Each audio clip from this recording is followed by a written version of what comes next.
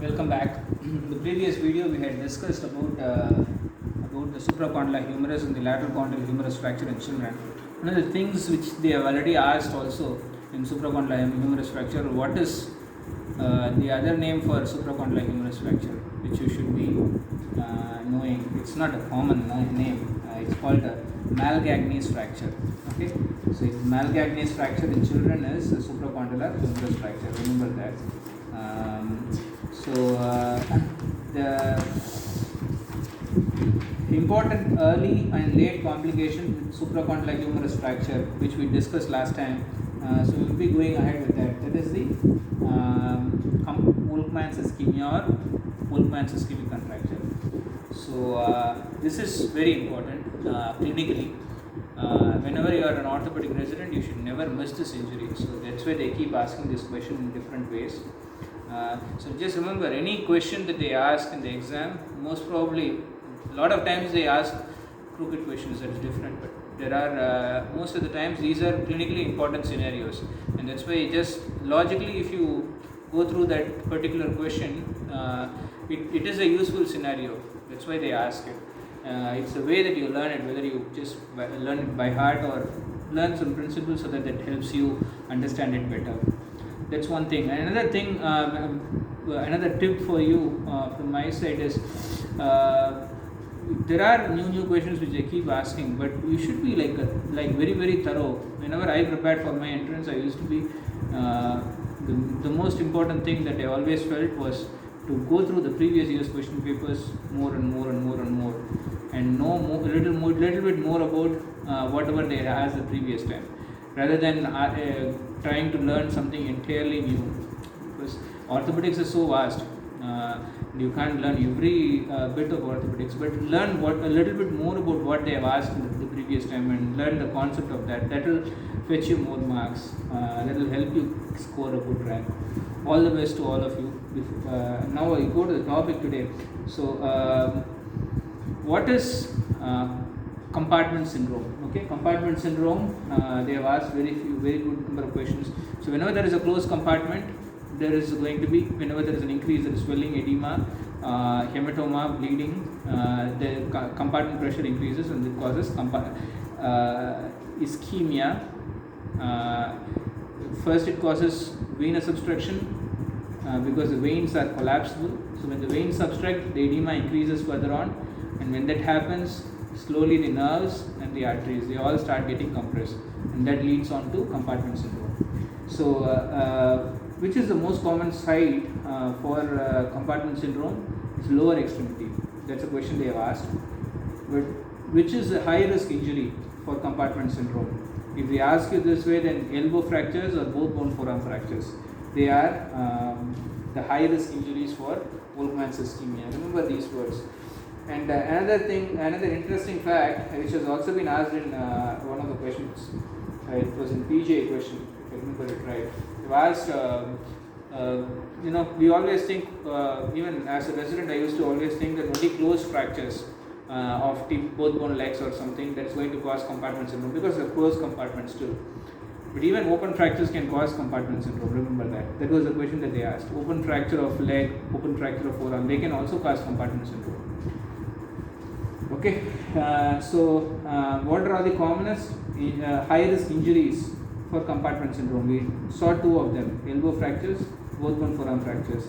Others all you should know. Proximal tibia fracture, hands, feet, when there are multiple fractures, crush injuries, and whenever there is a circumferential burn. So these are all high risk injury fractures for compartment syndrome. But what is the most common fracture? Most common injury, it's a lower extremity injury that causes Volkmann's ischemia of compartment syndrome. Remember these words. And then, what is the earliest sign in compartment syndrome? In one of the question papers, they've asked, whenever there is a decreased response to analgesics, pain which is not responding well to analgesics, or it can be put out in other words also, pain out of proportion, the kind of that you would expect in that injury at that point. And clinical sign for compartment syndrome, it's called passive stretch test. That is the first sign. Remember this. Whenever you have paralysis, whenever the pulses are lost, it's actually a late phenomenon. It does not happen early. Do you always need to measure intracompartmental pressure? It's obviously increased in compartment syndrome, but you don't need to measure. It does not matter in terms of your management. Whenever there is a suspicion, you have to treat. This is an emergency. And what is the delta pressure? Delta pressure is the difference between the diastolic pressure and the compartment pressure. And whenever the difference between the compartment pressure and the diastolic pressure is less than 30, which means that the flow is not good. Okay, that's an indication for compartment syndrome. But you should not wait for measuring all these flows or pressures. Okay, before treating compartment syndrome. Whenever there is a lot of pain, there is a lot of swelling in the fractures of high risk, and you look for the stretch test, there is pain, there is passive stretch test in the foot is when you passively extend the fingers, there will be a lot of pain. So that is an indication for what is the treatment for compartment syndrome.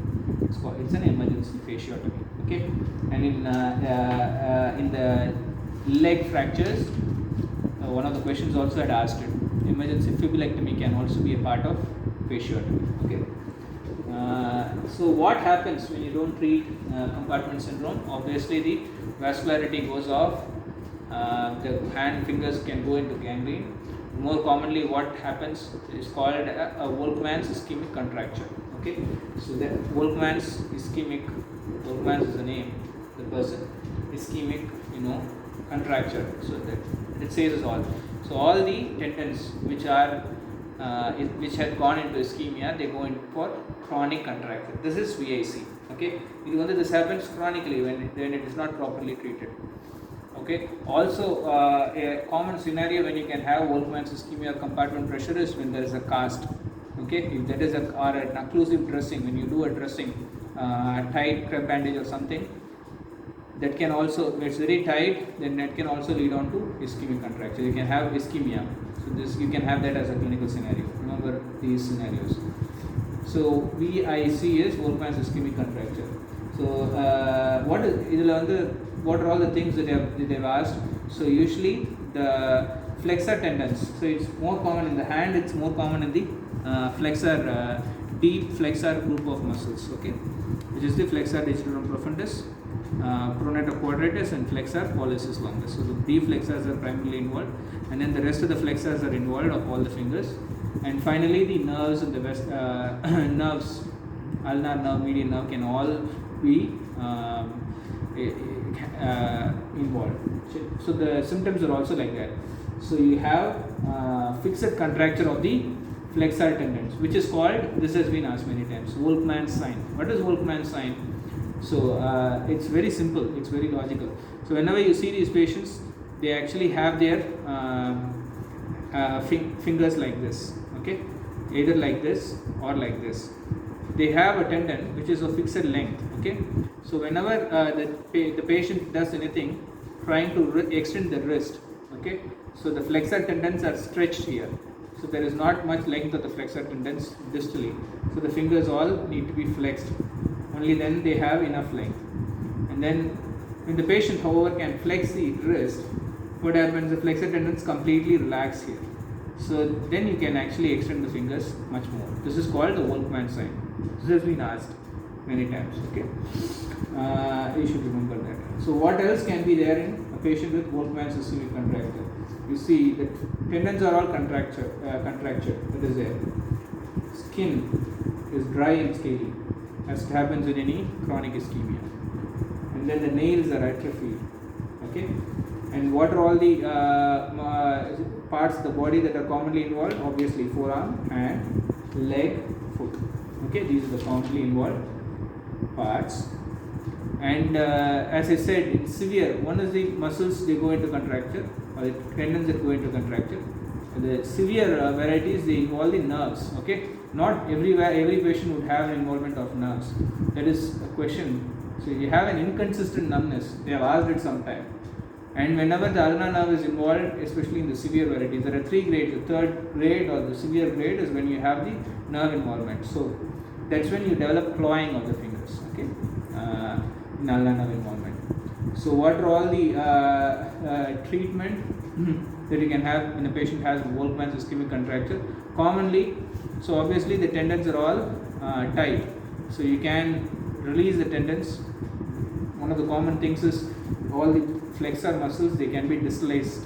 So distalization of flexor tendons, that's one thing. Otherwise you can actually, all the extensor tendons are good, right? The flexor tendons are all contracted, so you can do tendon transfers, extensor tendons to the flexor tendons. These are the surgeries that you can do. And whenever there is a nerve injury, you can do a pedicle nerve graft, okay, using more proximal segments of the nerves. So the nerve grafts can be done. This is all about Volkmann's ischemia or the compartment syndrome, and later on the complication of Volkmann's ischemic contracture. These are commonly asked questions.